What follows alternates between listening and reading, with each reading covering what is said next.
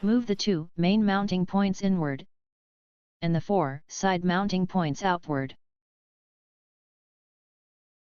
Determine where is the middle of the frame, and install it in the machine. First fasten the 2 main mounting points with the big Allen wrench.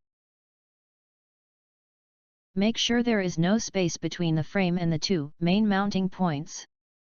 Then move the 4 side mounting points to the frame and fasten them with the small Allen wrench.